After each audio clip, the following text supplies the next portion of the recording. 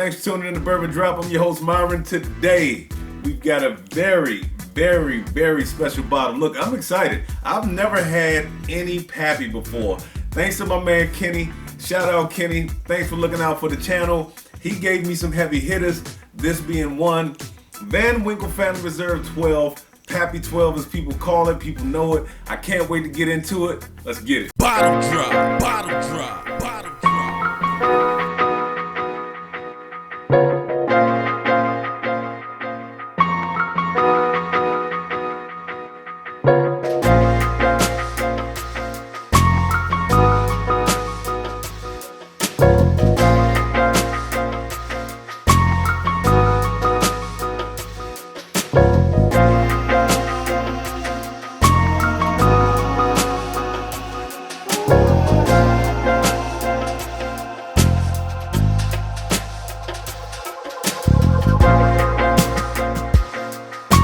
Look, I'm excited. I can't wait. Never had any Pappy before.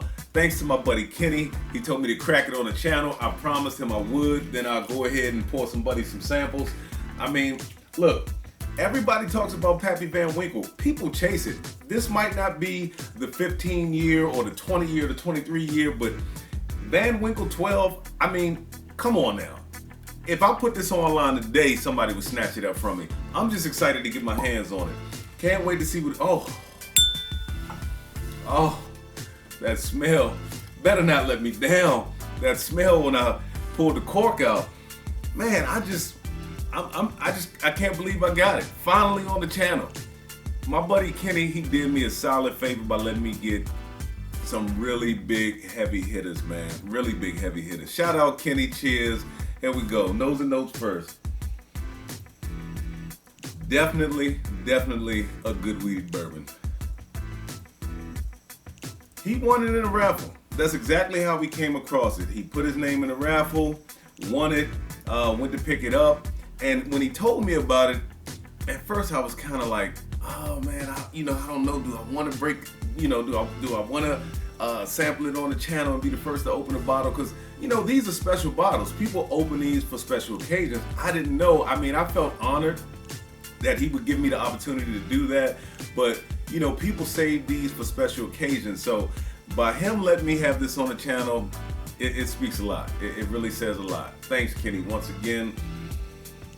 Yeah, I'm getting a little bit of apples out of the nose. I did get some cherry. When I first popped the cork, there was like this bready lemon note. Some of that breadiness kind of went away. Some of the lemon went away. It turned more into a cherry and an apple. The nose is light and bright. It's very light and bright. Classic bourbon, classic bourbon. It does have a nice cherry undertone. A light confection sugar, not a heavy vanilla, more of a light confection sugar. Let's go in for the sip. I've been talking too much.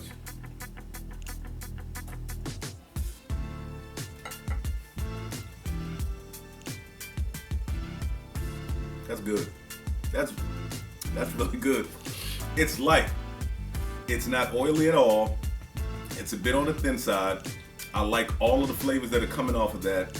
All of the cherry transfers over. Not really so much of the apple. I don't get any buttery notes. It's very sweet. It's got that confection sugar like I was talking about. The back of the palate, I'm not sensing any char. It's more leather across the back of the palate.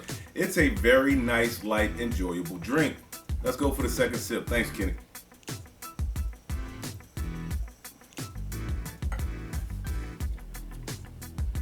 Once again, good, classic bourbon. I would love to get my hands on the 15-year, the 20-year, the 23-year, because I heard they can be super oaky. Now, this right here at 90.4 proof, I wasn't expecting it to blow my socks off. It is a very enjoyable drink. I'm not gonna say that the finish is the best part of it. It does have a thin finish and it does have a very thin mouthfeel, but it is still good bourbon. I'm enjoying all of the flavors in it. The cherry, like I said, none of the apple really transferred over. It didn't really hit with a lot of vanilla. It was more confection sugar. This thing is good. I don't know if I'd pay the price that some people are asking for it, but we'll get to that in the breakdown. Let's get into the breakdown. Is it worth the chase? I'm sorry to say it's not. Look, I'm gonna be honest with you. Do not stand in line 4, 5, 6 hours in the cold, in the rain. It is not worth the chase. MSRP is $89.99, basically 90 bucks. Is it worth 90 bucks? Some can debate that too. I don't know if it's worth 90 bucks. Now that I've had it, I'm happy that I had it, but I can't say that I would chase it now. It is a 12-year-old wheated bourbon. It drinks very soft. It has a beautiful nose. It is very light in the nose. 12 years old, at 90.4 proof, when I can get an Elijah Craig barrel proof that is 12 years old, that packs way more punch and way more flavors. Look, I get it. It's PAPPY. It is highly sought after. Is it worth the chase? Sadly, no. Is it worth over retail?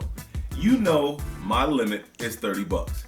If I can't get this $89.99, basically $90 bottle for 120, which I know I'm not going to get it for 120, then I'm not going to buy it.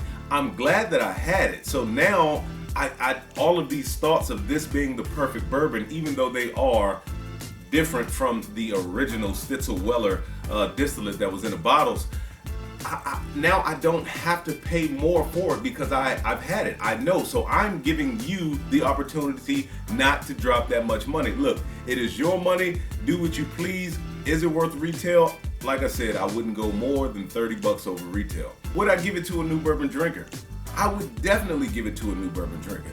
Not only because they can say they had PAPPY, but because it is that good. Like I said, I'm still getting flavors out of it. I'm still having the cherry come across the back of the palate. I'm still having a little bit of the leather come across the back of the palate.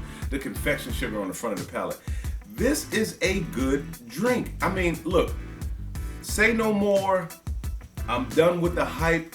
I've finally had it. It is great, but I would definitely give it to a new bourbon drinker. I think they would very, very, very much enjoy the PAPPY Van Winkle 12. Would I love to keep a bottle on the bar? Yes, I would love to keep a bottle on the bar. If I could get it for retail or 30 bucks over retail, I would spend that just to keep a bottle on the bar.